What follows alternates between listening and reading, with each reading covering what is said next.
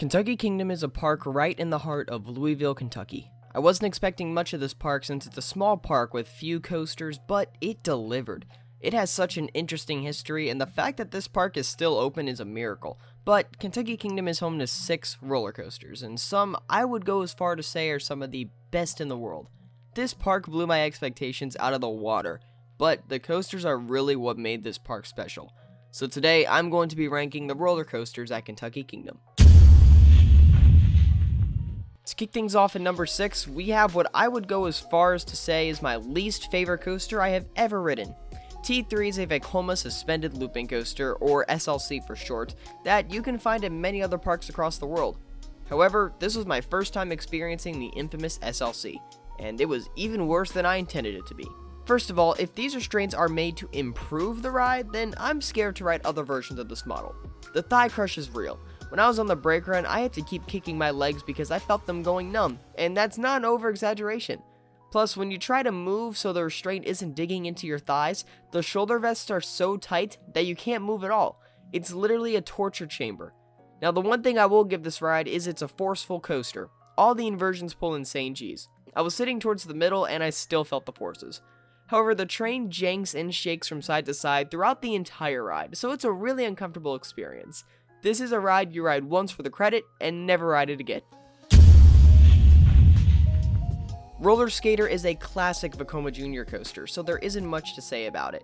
All I'll say is, yes, I enjoyed my ride on Roller Skater 1,000 times more than T3, but it's a fun little credit, and the train design is really cute. Plus, it's a great ride for the kids, so no problems here.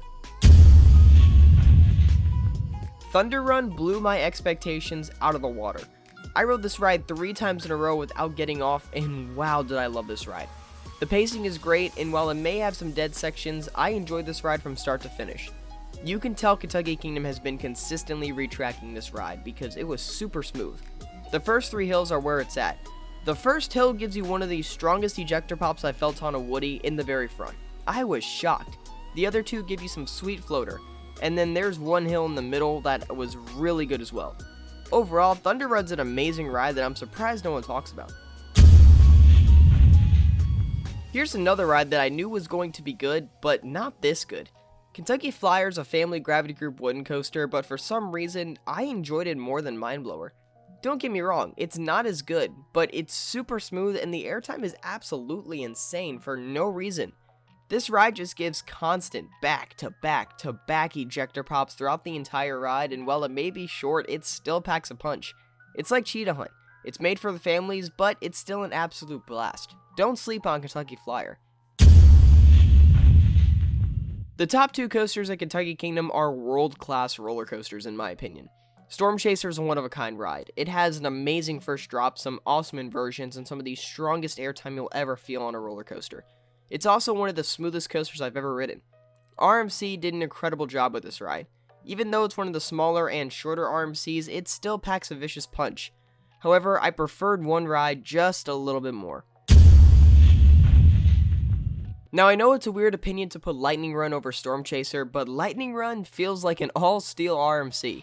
The airtime is super strong and it hauls from start to finish. It has my favorite first drop of all time, and this ride has a good mix of forces, airtime, and laterals. The fact that this coaster can't be found anywhere else honestly stuns me, because this coaster is absolutely phenomenal. I went into this coaster with very low expectations, and they were blown out of the water with this ride. As good as Storm Chaser was, I just couldn't get over how fun and how good Lightning Run truly was.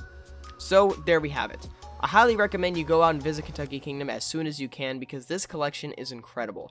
Also, comment down below your favorite ride at the park, or if you haven't been, your most anticipated. If you haven't already yet, it would be amazing if you could subscribe, as it is the best way to help the channel grow. Also, don't forget to check out my podcast and merchandise in the description down below. And finally, if you need free non-copyrighted off-ride and POVs, check out my second channel, TPH Productions. As always, this is Hunter from Theme Park Hunting. I'll see you guys later, and follow the thrill.